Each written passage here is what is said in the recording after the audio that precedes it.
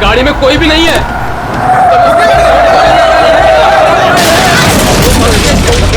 पेड़ से जाके ठोकर दी गाड़ी। आजा।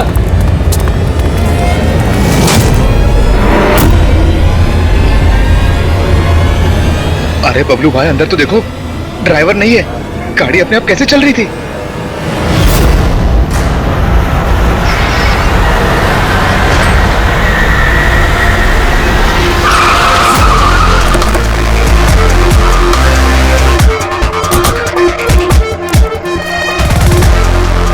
सलाम साहब। क्या बात है? एक्सीडेंट के केस में सीआईडी को बुलाया तुम लोगों ने? सर मुझे लगा है नॉर्मल एक्सीडेंट नहीं है, इसीलिए। क्यों? ऐसा क्यों लग रहा है? सर आइए खुद ही देख लीजिए, आइए।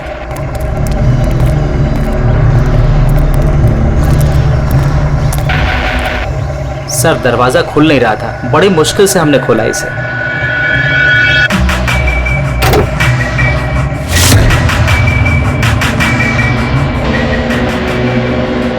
सर इन लोगों ने। मैं देखता हूं। किसने देखा था पहले? क्या हुआ था? सर ऐसा पहले कभी देखा ही नहीं। गाड़ी में ड्राइवर नहीं था सर। गाड़ी में ड्राइवर नहीं है तो गाड़ी अपने आप चल रही थी। अरे यार साफ साफ बताओ भाई। हाँ सर, गाड़ी में ड्राइवर नहीं दिखाई दिया और गाड़ी जाके सीधे पेड़ से टकरा गई। अरे क्या बात कर रहे हो? गाड़ी के अंदर ड्राइवर है, मना पड़ा है। नहीं सर, सच में गाड़ी में ड्राइवर नहीं था, नहीं तो ये गाड़ी मेरी भी गाड़ी को टकराते हुए बच गई। लाश की हालत से तो लगता है कि गाड़ी काफी स्पीड में थी। सर गाड़ी बहुत स्लो थी, लेकिन इतनी स्लो में कोई मर कैसे सकता है? गाड़ी भी ऑटोमेटिक है, हर चीज ऑटोमेटिक है, सेफ्टी डिवाइस भी ठीक है।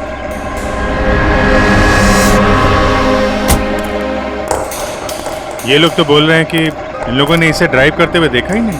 अच्छा, तो हो सकता है ये ड्राइवर पहले से घायल हो, जिसकी वजह से ये ड्राइविंग सीट से फिसल के स्टीयरिंग के नीचे जो जगह वहां पे सरक गया और उसके बाद ही एक्सीडेंट हुआ हो। शायद इसीलिए नहीं दिखा होगा। कुछ पता चला कौन है? कुछ आईडी वगैरह? अरे हाँ, इसका नाम अमन है और उसका मोबाइल है बुरी तरह से टूट गया। और एक बात अभिजीत, ये गाड़ी ऑटोमेटिक है, ये देखो इंजन अभी भी ऑन है, ऑफ नहीं हो रहा है। हो सकता है जब ये एक्सीडेंट हुआ हो उसकी वजह से जो इम्पैक्ट हुआ उससे ये कार का कंप्यूटर क्रैश हुआ। यार ये लोग तो बोल रहे हैं कार बहुत स्लो थी जब टकराई। ऐसा इम्पैक्ट? कहीं कार के साथ कुछ छेड़छाड़ तो नहीं की गई? हो सकता है। ठीक है, गाड़ी को पुलिस गैराज भेजते हैं और इसको फोरेंसिक लैब। मैंने इस गाड़ी को अच्छी तरह से चेक किया है। इस कार को मॉडिफाई किया गया है, एक्स्ट्रा सेफ्टी फीचर्स दिए गए हैं।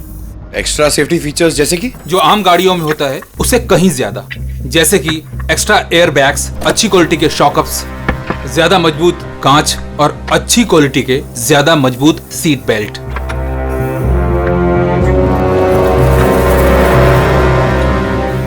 ये देखो, निकोटीन पैच।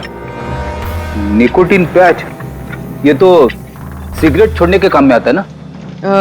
हम गाड़ी के सिस्टम को कंप्यूटर से लिंक कर सकते हैं? जी हाँ मैडम, एक मिनट।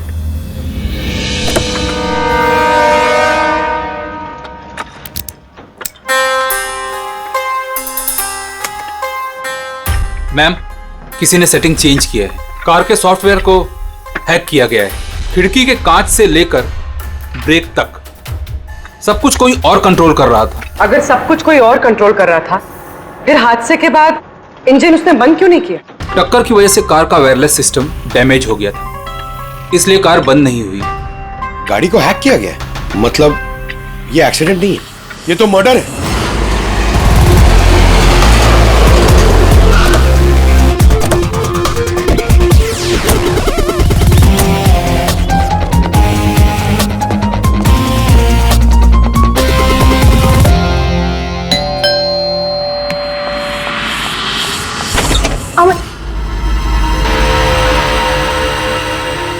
आप लोग? सीआईडी।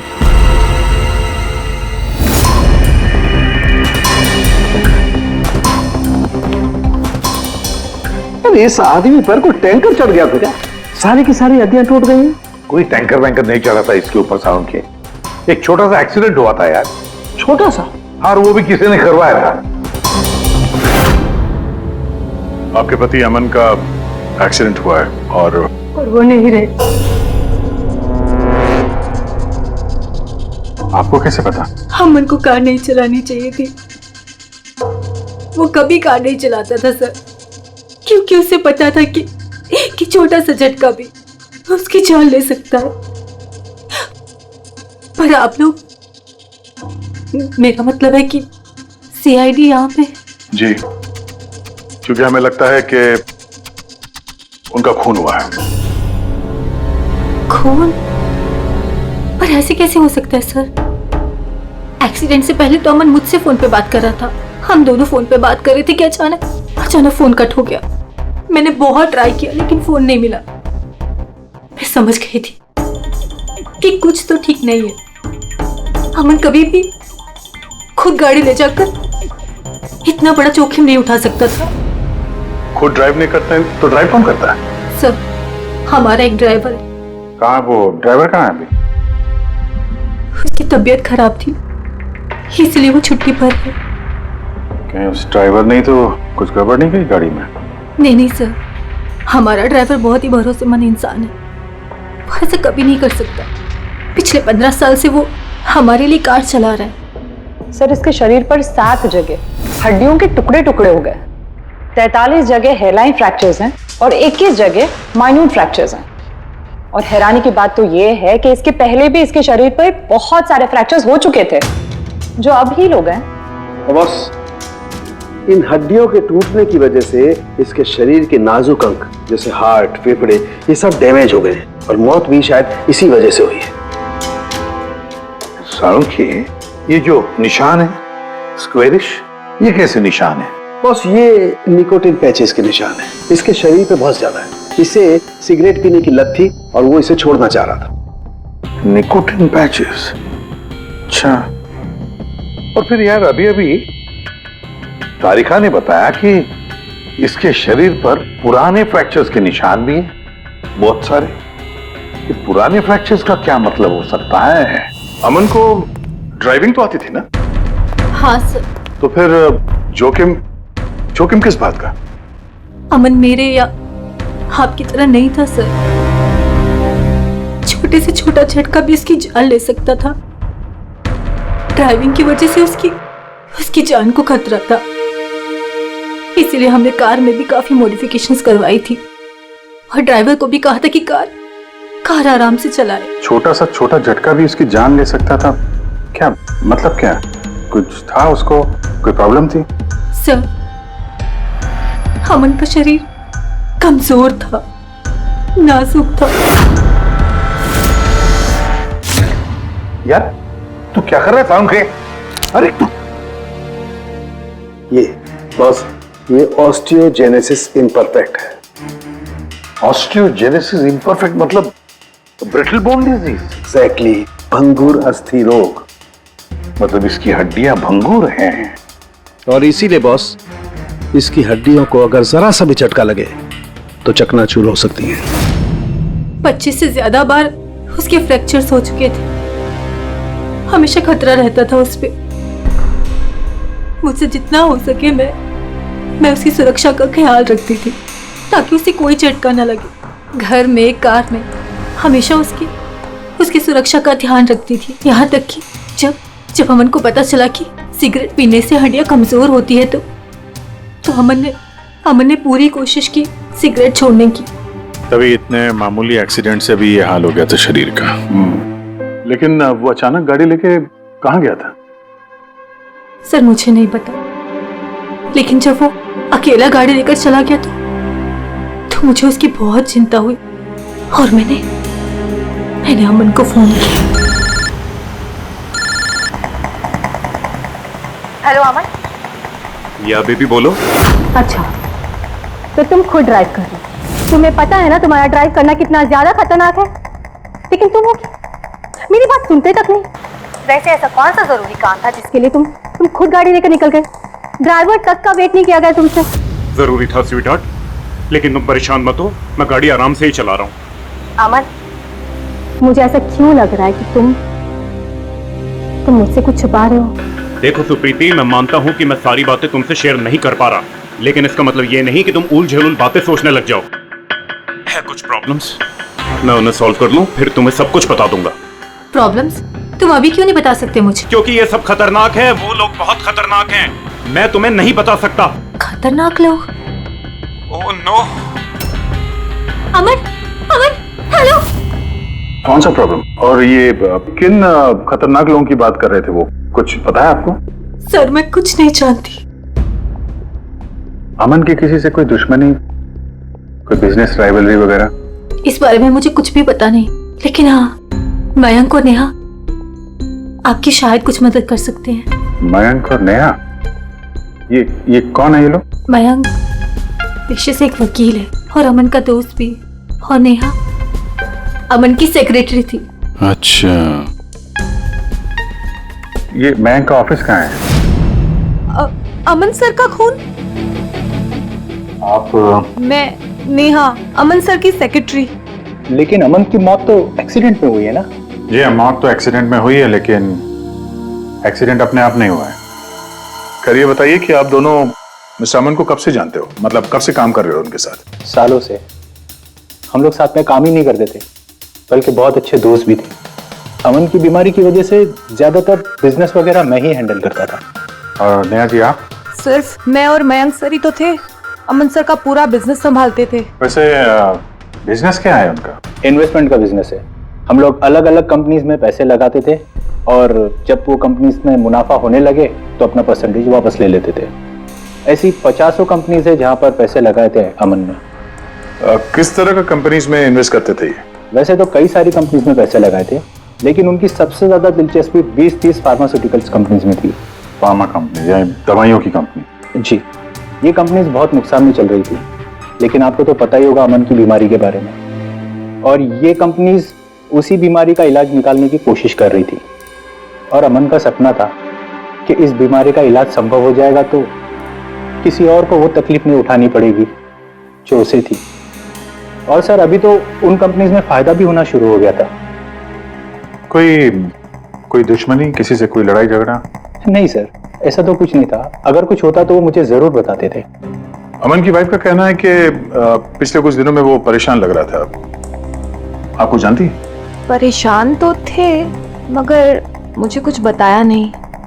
मुझे लगा काम का प्रेशर होगा बस। आपने बताया था कि दवाइयों की कंपनी जो नुकसान में चल रही थी उनमें से कुछ को फायदा होने लगा था। सबको नहीं सर, शायद एक को। मुझे उसकी डिटेल चाहिए। जी, मुझे अकाउंट चेक करना होगा। ठीक है। और मुनाफे के अलावा कोई ऐसी बात जो आपको अलग लगी या फिर कुछ अजीब सी हो, वो भी बता दीजिएगा।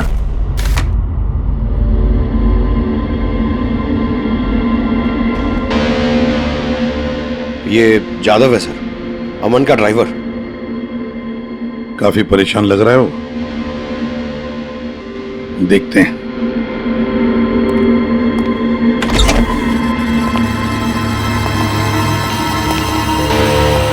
जादव? जी सर। अमन के ड्राइवर है ना? जी सर।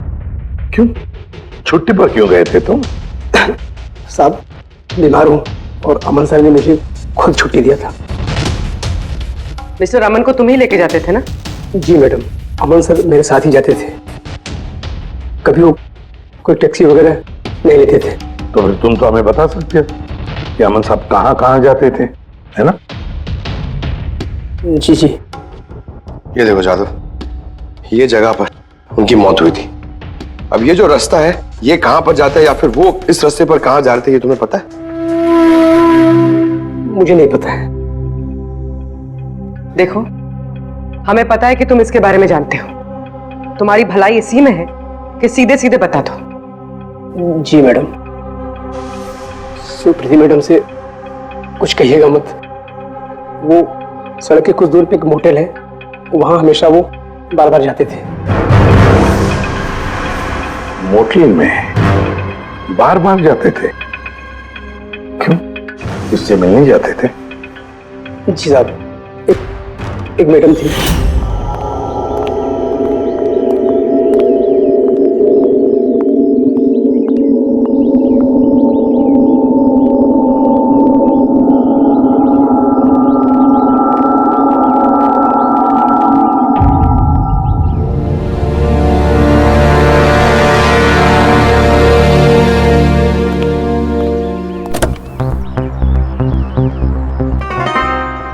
सुन जादव, ये जो कुछ भी तुमने देखा इस बारे में किसी से कुछ मत कहना, सुप्रीति भाभी से भी नहीं, समझे? ओके?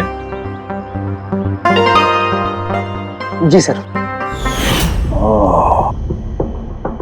मैडम थी, मतलब अमन का उस औरत के साथ चक्कर चल रहा था। जी छोटी मुंह बड़ी बात, साहब छुप छुप के उस मैडम से अगर मिलते थे तो इसका मतलब तो यही निकलता है।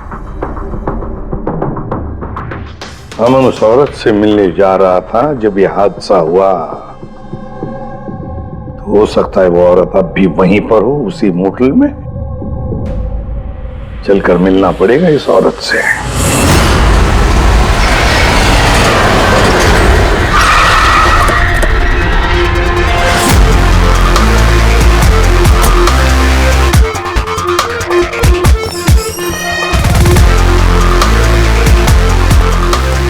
Excuse me.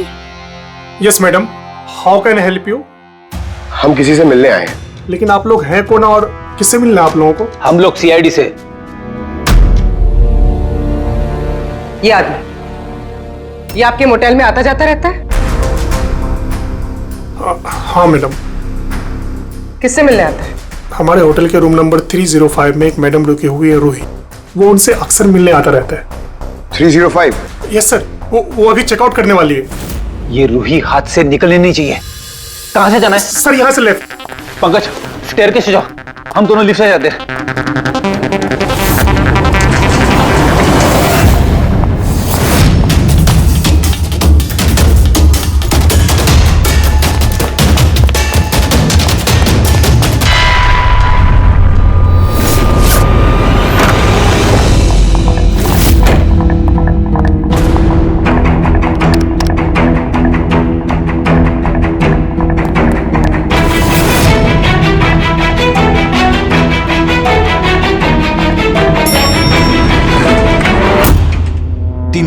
सर उधर।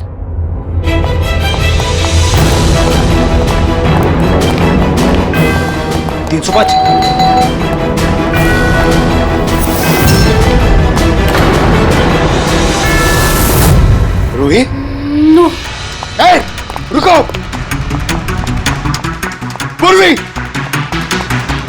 रूही, मुझे मत मारो, प्लीज। रुको। रूही, रूही, रूही, रूही, रूही, रुको, रूही।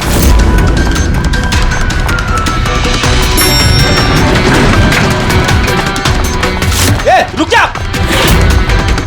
रूही, रुको। रुक जा। रूही, मार दो मुझे, लेकिन तुम लोग भी बच नहीं पाओगे। तुम लोगों का सच सबके सामने आ ही जाएगा। सच? कौन सा सच? मैं सब जान चुकी हूँ तुम लोगों के बारे में, सब जान चुकी हूँ। क्या बोल रही हो तुम? तुम्हें ऐसा क्यों लगता है कि हम तुम्हें मारेंगे? आओ। कौन सा सच? रूही, हम सीआईडी से। सीआईडी? चलो मान लिया रूही कि तुमने कुछ नहीं किया, लेकिन अगर तुमने कुछ नहीं किया तो वहां से भागी क्यों? मुझे लगा कि ये लोग मुझे मारने आए हैं। इसका मतलब कोई है जो तुम्हें मारना चाहता है? जी, वही लोग जिन्हें हम एक्सपोज करने वाले थे। उनके खिलाफ हमारे पास सारे सबूत थे। कौन लोग और कैसे सबूत? हाँ, बताओ।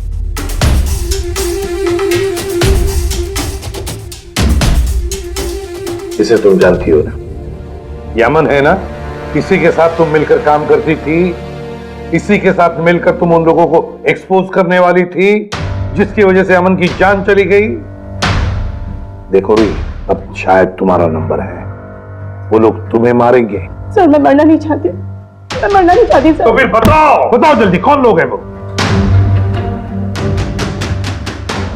उनका राज छुपाने से वो तुम्हें छोड़ेंगे नहीं। सर,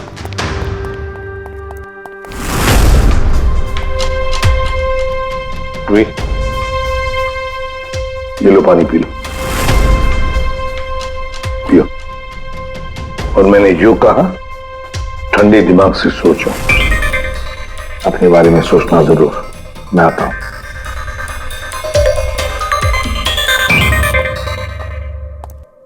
घबराई हुई है, डरी हुई है। लेकिन अब डरने की क्या जरूरत है सर? अब तो सीआईडी के पास है वो। लेकिन सर वो हम पे भरोसा नहीं कर पा रही, थोड़ा वक्त लगेगा। से जो अमन का वकील है मयांक, उससे क्या पता चला? सर अमन ने बहुत सारी दवाई की कंपनियों में पैसा लगाया था, लेकिन वो सब की सब घाटे में चल रही थी। एक कंपनी है जिसने अभी अभी फाइनली फायदा करना शुरू किया था, CRM फार्मास्यूटिकल। और सर ताजुब की बात यह है कि अमन ने पिछले हफ्ते ही इस कंपनी के साथ जितने भी डीलिंग्स है वो सब तोड़ दिए, और मयंक भी इस बात से काफी हैरान था। वही तो समझ में नहीं आ रहा है कि इस अमन ने जब ये कंपनी लॉस में जा रही थी तब उसके साथ तो डील नहीं तोड़ा, और जब ये कंपनी प्रॉफिट कर रही है तब डील तोड़ने जा रहा है। और सर वो मयंक से कभी कोई बात छुपाता नहीं था, उसने ये बात मयंक को बताई भी नहीं। हाँ सर, मयंक ने उसका भरोसा तोड़ दिया होगा सर। आओ जरा। रोही, CRM फार्मास्यूटिकल्स के साथ जो अमन की डील थी वो तुम्हारी वजह से कैंसिल हो गई है ना? वरना उसके पास ऐसी कोई वजह तो थी नहीं। अब सच सच बता दो कि डील तुमने क्यों तोड़वाई? क्योंकि उसने मेरे भाई का खून किया। भाई का खून? सर, मैं जिस शहर से आई हूँ उस शहर में बहुत पोल्यूशन है। मेरे भाई को पोल्यूशन से बहुत एलर्जी थी, उसे सांस लेने में बहुत तकलीफ होती थी। वो तो सिर्फ दवाइयों पर ही जिंदा था। एक मिनट, और वो दवाइयां थी CRM फार्मास्यूटिकल कंपनी की, हैं? जी सर, और सबकी सब नकली थी। मेरे भाई के ऊपर कोई असर ही नहीं कर रही थी, और ये बात हमें बहुत लेट पता चली, और मेरे भाई की जान चली गई। तुम्हें कैसे पता चला कि वो दवाई नकली थी? सर, मैं खुद एक प्राइवेट कंपनी में केमिस्ट हूँ। जब ये दवाइयाँ मेरे भाई पर असर ही नहीं कर रही थी तो मुझे शक हुआ कि क्या बात हो सकती है, तो मैंने इन दवाइयों को खुद से टेस्ट किया और मेरा शक बिल्कुल सही निकला। सारी दवाइयाँ नकली थी। नकली थी मतलब? सर, हर एक दवाई एक खास केमिकल से बनती है, और जिस दवाई की मेरे भाई को जरूरत थी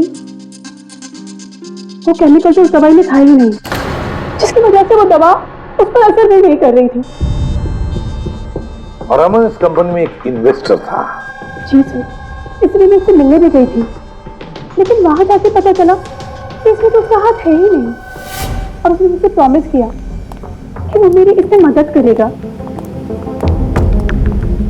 अरे सर, आप यहाँ कैसे? कोई काम था क्या? हाँ, ये मेरी असिस्टेंट रूही है। हेलो। इसे देखना था कि दवाइयाँ कैसे बनती हैं। देख सकते हैं? कैसी बात कर रहे हैं सर? आपको कैसे मना कर सकते हैं? आइए मैं दिखा देता हूँ आपको। एक काम कीजिए, आप मेरे साथ बॉस के यहाँ चलिए, रूही अपने आप देख लेगी। रूही तुम जाओ। मैम आइए। एक मिनट सर, ज्यादा आगे मत जाना, आप यहीं तक देखना। आइए सर, मैं लेकर चलता हूँ। आप आइए। आइए सर।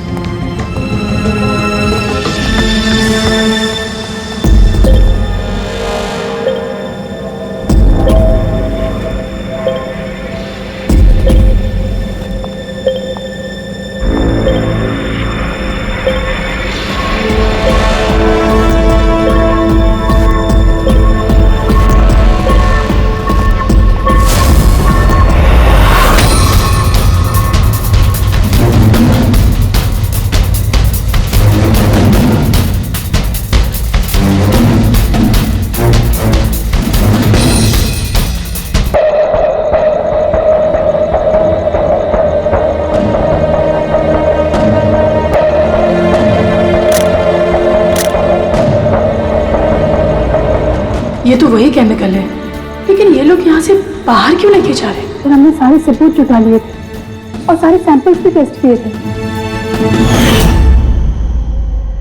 एक बात तो पक्की है कि सामन की मौत और CRM फार्मास्यूटिकल्स का कोई ना कोई संबंध जरूर है। कुछ ना कुछ तो गड़बड़ जरूर है। बॉस, इतनी सुरक्षित कार होने के बावजूद इसकी हड्डियां कैसे टूटी ये पता चल गया। अच्छा सर, अमन के खून में से हमें एक ऐसा केमिकल मिला है जिससे एपिलेप्टिक फिट्स आते हैं, मिर्गी का दौरा। माय गॉड, यार अमन को तो ब्रिटल बोन डिजीज था। मिर्गी का दौरा आ जाके वो गिर जाता, उसकी हड्डियां टूट जाती, इसी की वजह से इसकी मौत हुई है। तो मतलब जिसने भी ये किया वो जानता था अमन के ब्रिटल बोन्स डिजीज के बारे में, और उसे बड़े चालाकी से उसका नाजायज फायदा उठाया। पहले उसने अमन की गाड़ी का कंप्यूटर हैक किया और फिर एक्सीडेंट से पहले उसे उस केमिकल का इंजेक्शन दिया जिसकी वजह से उसे मिर्गी का झटका आ जाए। उसे मालूम था अमन किसी भी हालत में बच ही नहीं सकता।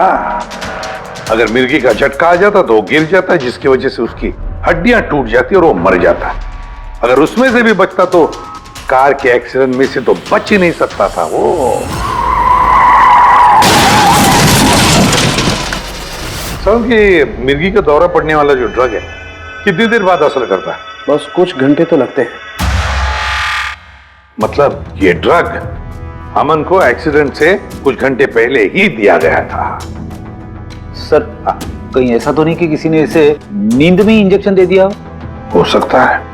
बस एक काम करते हैं, इस अमन की बॉडी को फिर से एक बार अच्छी तरह से चेक करते हैं, देखते हैं कहीं कोई इंजेक्शन का निशान तो नहीं है। तारिका? Yes sir. अच्छा शाम की सीआरएम कंपनी की नकली दवा के बारे में क्या पता चला? बॉस उन नकली दवाइयों में एम्फेड्रिन नहीं है। ओह, मतलब रूही सही कह रही थी। सर ये कुछ केमिकल्स की लिस्ट है जो सीआरएम कंपनी ने पिछले महीने मंगाई थी। माय गॉड बॉस, इसमें तो वो केमिकल सबसे ज्यादा मात्रा में जो सीआरएम की दवाई में होना चाहिए था, 500 गैलन। 500 गैलन तो बहुत बड़ी गड़बड़ है, बहुत ही बड़ी गड़बड़ है। पंकज, अभिजीत और दया से कहो कि वो सीआरएम कंपनी में जाए और वहां से मुझे फोन करें।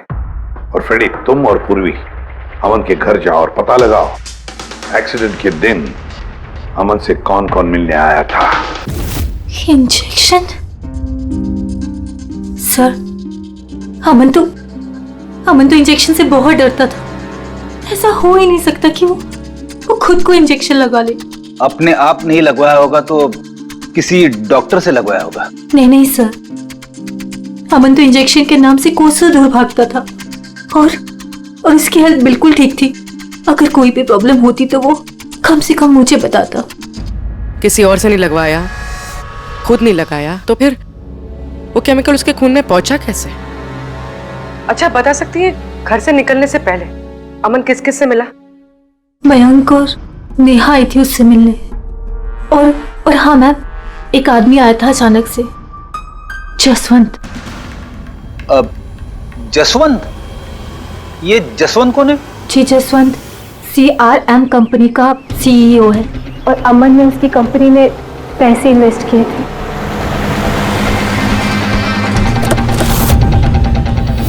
मिस्टर जसवंत, आप अमन के घर गए थे उससे मिलने के लिए उसके एक्सीडेंट के कुछ घंटे पहले? जी सर, मैं गया था लेकिन मिल नहीं पाया था। तो दरअसल उनकी वाइफ ने मुझे बताया कि वो सो रहे हैं, तो मैंने सोचा वो शायद मुझे अवॉइड करना चाहते होंगे, तो मैं वापस चला आया। पापा, अमन ने हमारे बिजनेस डील कैंसिल की, फिर भी आप उससे मिलने गए थे? जी बेटा, क्योंकि मैं उनको वापस लाना चाहता था। सर वो हमारी नई यूनिट के लिए बहुत जरूरी था। तो जसवंत जी, जब आप अमन से मिलने उसके घर गए तो वाइफ सुप्रीति के अलावा वहां कोई और भी था?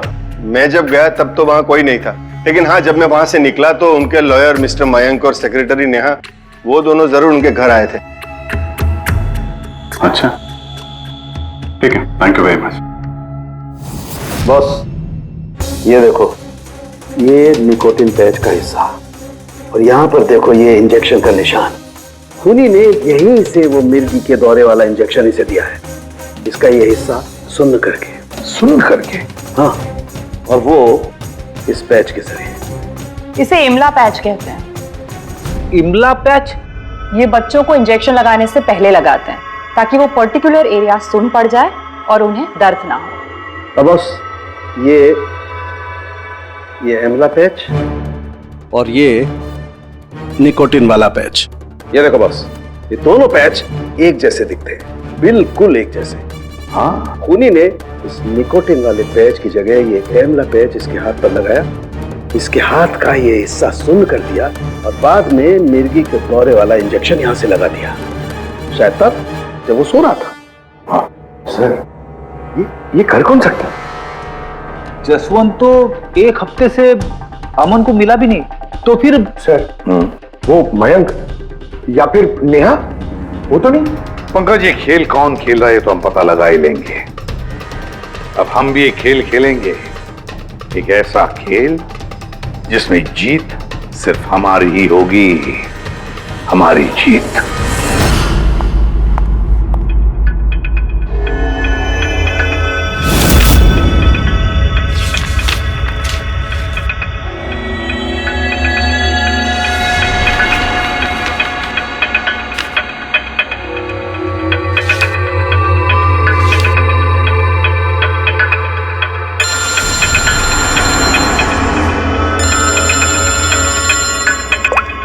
हेलो, मेरा कुरियर तो तुम तक पहुंच गया होगा। कौन है तुम? और ये सब मुझे क्यों भेजा है? तुम लोगों ने अमन को तो मार डाला, लेकिन तुम लोग मुझ तक नहीं पहुंच सकते। अगर तुम लोग चाहते हो कि मैं अपना मुंह बंद रखूं, तो मुझे 5 करोड़ रुपए देने होंगे। ये क्या बकवास कर रही हो? मुझे इन सब के बारे में कुछ नहीं पता। वो तो जब ये सबूत पुलिस तक पहुंच जाएंगे तो तुम्हें खुद ब खुद पता चल जाएगा कि मैं क्या कह रही हूँ और क्या बोल रही हूँ। देखो देखो देखो, मैं कुछ इंतजाम करता हूँ, मुझे थोड़ा सा टाइम दे दो। ठीक है, तुम्हें 2 दिन का वक्त मिलता है, मैं फिर कॉल करूंगी।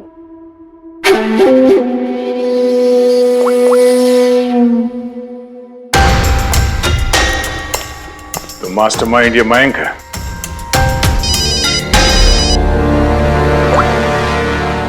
हेलो अभिजीत सर, मैं मयंक बोल रहा हूँ। सर, मुझे एक कोरियर आया और एक लड़की का फोन भी आया और उसने मुझसे 5 करोड़ रुपए मांगे, तो मैंने सोचा ये बात आपको बता दूं। नहीं, बहुत अच्छा किया तुमने, मैं देखता हूँ। Thanks. Thank you so much. Mayank का फोन था। उसने उस कुरियर रूही के बारे में बताया सर, और उसने ये भी कहा कि उसने जानबूझ के समय मांगा ताकि हम इस तक पहुंच सके। तो ये मयंक नहीं बल्कि कोई और ही है।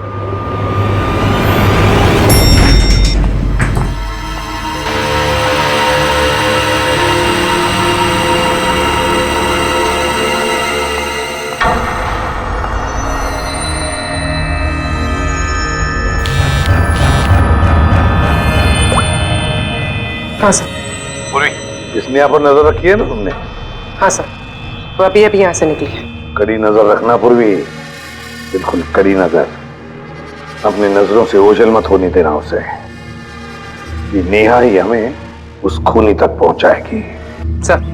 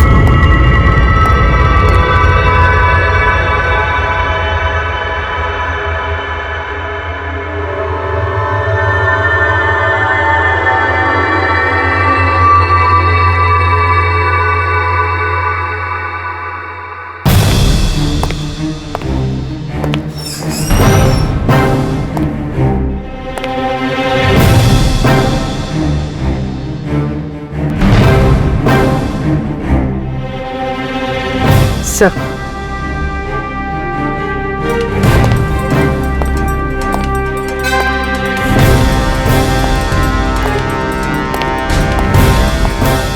क्या हुआ? इतनी जल्दी में क्यों बुलाया?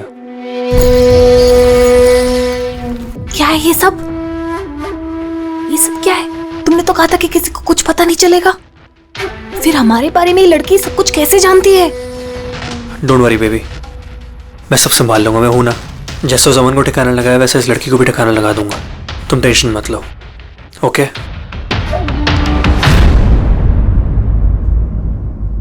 पहले हमसे तो निपट लो। You are under arrest, Mr. Ashwin.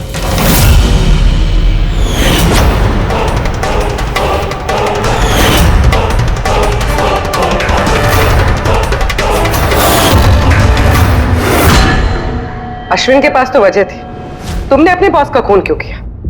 हम दोनों एक दूसरे से प्यार करते। जब मुझे पता चला कि अमन सर सीआरएम फार्मास्यूटिकल की जांच कर रहे हैं, तो ये बात मैंने अश्विन को बता दी ताकि वो लोग अपनी गलतफहमियां दूर कर सके। लेकिन इसने तो अमन को ही दूर कर दिया। क्यों अश्विन? मैं जानता था कि अमन को कुछ समझाने का कोई फायदा नहीं होगा। वो तो हमें जेल भिजवा के ही रहता। तुमने मेरे भाई को मारा, अमन का खून किया और ना जाने कितने मासूमों की जान ली होगी तुमने अपनी इन नकली दवाइयों से। बिजनेस में बहुत घाटा हो रहा था, नुकसान पे नुकसान हो रहा था। डैड नहीं मानते, इसलिए उनको बिना बताए मैंने केमिकल्स को नॉर्थ इंडिया के प्लांट में भेजना शुरू कर दिया। उससे हम नशा बनाते थे, थोड़ा प्रॉफिट हो ही रहा था। अमन ने सारा खेल बिगाड़ दिया। सिर्फ फायदे के लिए दवाइयों की जगह पे तुम ये जहर बनाने लगे थे, हाँ? मुझे कंपनी की हालत पता थी।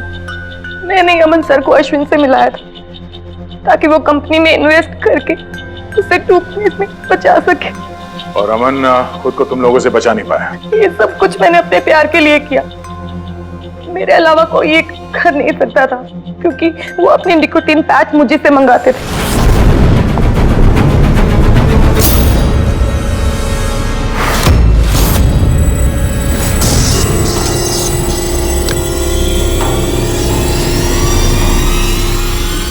उसके अगले दिन जब हम अमन के घर पर गए। अरे आप ही गए? पर अमन तो सो रहे हैं। अगर कुछ इंपॉर्टेंट काम है तो मैं जगा देती हूँ। नहीं कोई बात नहीं, हम इंतजार करेंगे। ओके, अब मैं अभी आती हूँ।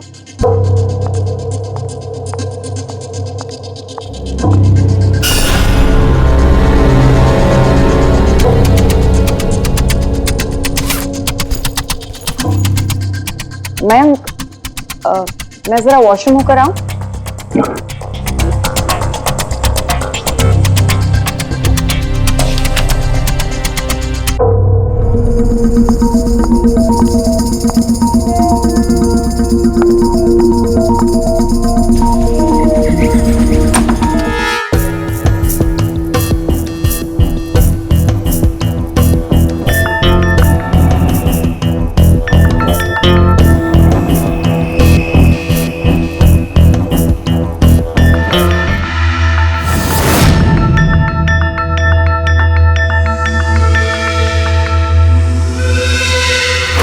और वो दौरा उसकी कमजोर हड्डियों के लिए जानलेवा बन गया।